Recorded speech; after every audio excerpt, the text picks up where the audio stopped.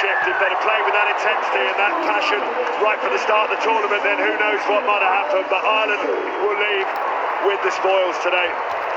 A Six Nations classic. A contest coloured by the earliest of red cards, the earliest in Test match history.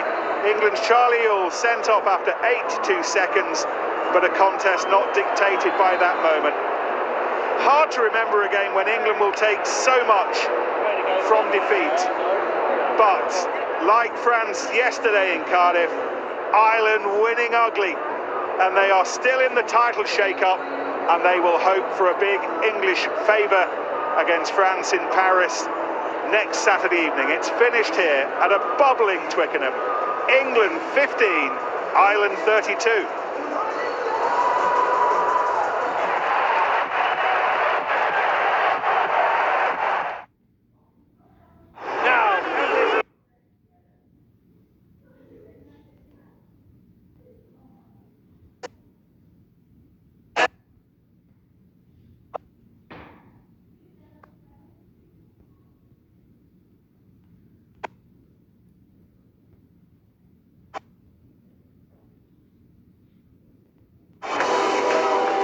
Ireland can still dream of the championship after winning an extraordinary game here at Twickenham by 32 points to 15. 4 tries for the Irish, so the bonus point win after that very, very early red card for England. This is how it leaves the table. France still in the box seat. Were they to beat England next weekend in Paris, then France get their first Grand Slam since 2010. But if France slip up, then Ireland could still claim the championship. They're at home to Scotland before the game in Paris. Let's hear from Ireland's scrum half, Jamison Gibson-Park, with Martin Bayfields. Well, Jamison, first of all, many, many congratulations. I'm sure there's a jumble of emotions going through your mind at the moment. What's the one at the top? I don't know, probably relief, to be honest. We knew it was going to be a massive challenge coming here this week. It's one of the toughest in world rugby, and credit to England, I mean, down to 14 men, and as we expected, they put up a massive fight, and kudos to them. When they lost Charlie Ewell and then James Lowe went over for your first try, I guess there was a sensation that it's not going to be easy, but it's going to be easier than we were expecting. It didn't pan out that way, did it? No, not at all. We all know that teams, when they get down to 40 men, they tend to lift a little. You know, I've been on teams where exactly that has happened, and sure, look, that's how it played out today, and they stuck in it for the whole fight. But thankfully, we came out with the points. What was being said at moments when there was a pause in play and you were looking at each other, thinking, "What is going on?" What was being said that enabled you to steady the ship in those dying moments? I suppose staying calm was the main one. I mean, look around you. There's 80,000 screaming fans. It can be tough to stay calm, but I think we managed to throughout and come away with the win. So we're delighted. You've got the win, that's the important thing. The championship is still within your grasp. You've beaten England, now you need England to do you a favour. Yeah, please God, but anyway, we'll see how it pans out next week. Well, look, it was just one of the great matches to watch. Thrilling entertainment, and to come away as the Guinness Player of the match. Many congratulations to you. Thank you very much, appreciate it. Well done. Well, quite often we would say that an early red card as England have a little bit of a debrief ahead of the last game next weekend in Paris. Brian, quite often we'd say a red card might ruin the game, but actually, because it inspired England to play as well as they did, it made it a fantastic game. But congratulations to Ireland. Was patience the key in the end for the Irish? Yeah, I think I can understand relief being the overriding emotion, because it's funny, you look at that scoreline now, and anyone that hasn't seen the game, 17-point victory. Differential, it was easy for Ireland, but it was anything but. And yes, red cards do sometimes galvanise teams, but anytime you come to Twickenham and you win, it's always going to be hard, irrespective of how many numbers you're up against. And Ireland, it wasn't vintage today, far from it, but they still found a way, and huge credit to England. They didn't throw the towel in, as many sides might have done, felt sorry for themselves. That wasn't them, and Ireland had to soak up so much pressure over the course of that second half and work the momentum back in their own favour. So huge credit to England, the way they played, but also huge credit to Ireland for finding a way to get that done when they weren't at their best. If you were England coach now, what would you be saying to the team? Oh, listen, hugely proud of them. It's a huge privilege to be here. It was one of the great all-time... I've never known the crowd as noisy as that. That was just fantastic. That was like the good old days. So they were fantastic. So huge pride. The great thing is they got one more game. And if they can go to Paris next week and roll France, then we're right on a roll again. And it was tough losing that guy, but some of the performances, Maro Tojo, Genge, Noel on the wing, these were man of the match performances as well. And they played pretty well, but it's always tough. But the sheer pride and spirit and the physicality of the game. But as Brian said, if you just calm it all down again, Ireland just seemed about a yard quicker. When they did have the ball, they just looked so threatening. And Sunday, and also I think the big thing I've taken away from the game is Lawes playing second row. The scrum was amazing for England, which I think surprised everybody, especially the Irish. But I think Lawes going to the second row, even with Noel on the flank, with Don Brandt and Simmons, suddenly the scrummage went amazingly well. And I just think we're going to get players back in their own position. But listen, well done to England, well done to Eddie Jones. That they should take a lot out of this game, and it really does set the French game up now fantastically well. I mean, it's 15-all with 15 minutes to go. It was only 18-15 to the Irish with 10 minutes to go, and then Ireland broke through and scored those two late tries. Did you ever think at any stage that England actually were going to pull off something that's never happened in the Six Nations, which is win with 14 men? I did. It wasn't impossible. Certainly 15 balls, 18-15 down. Definitely possible.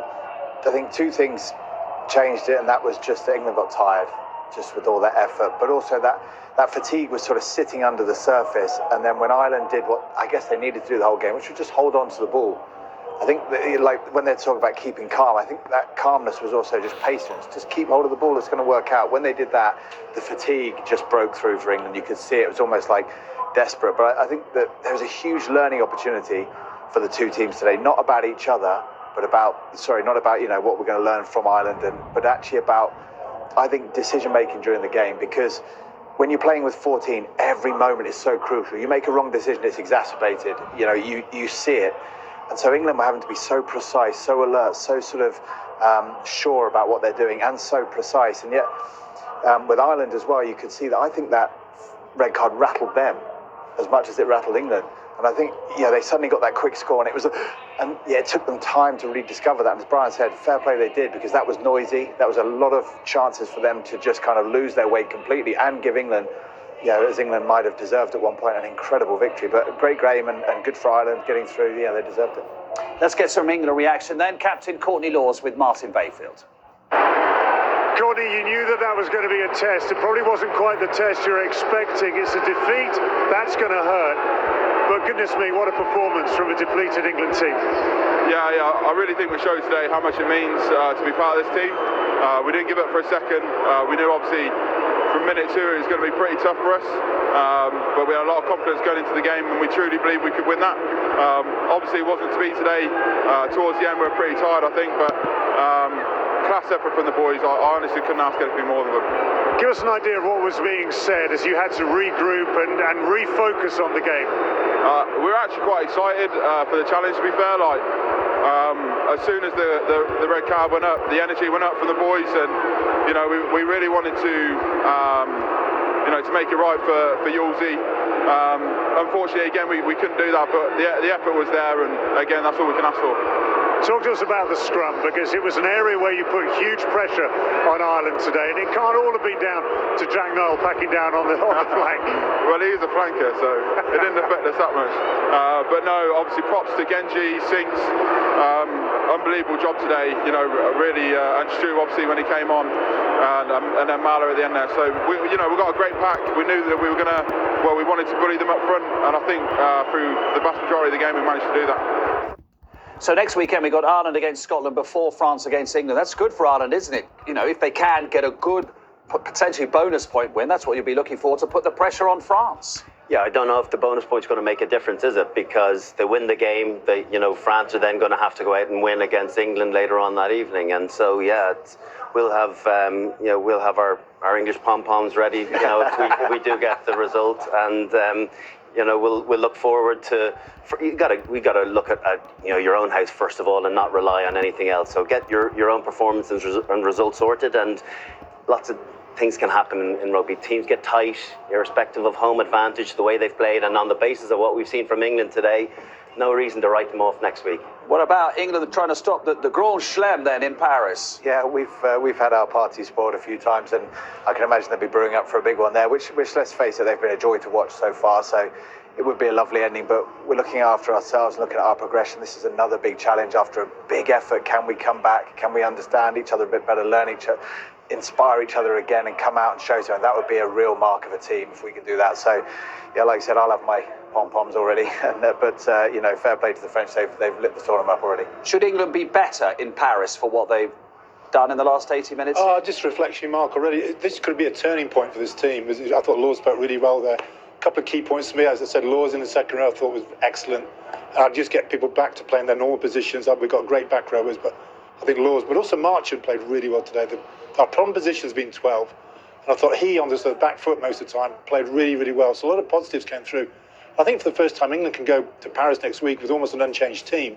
You know, I would put Lawes in the second row, but the French scrum is something special, but the England scrum is now something special. So that is a great matchup. And England roll France next weekend, which is highly possible now after seeing what happened today. You know, it's just great momentum. And I think today should be a turning point for this team moving forward into kind of World Cup year next year.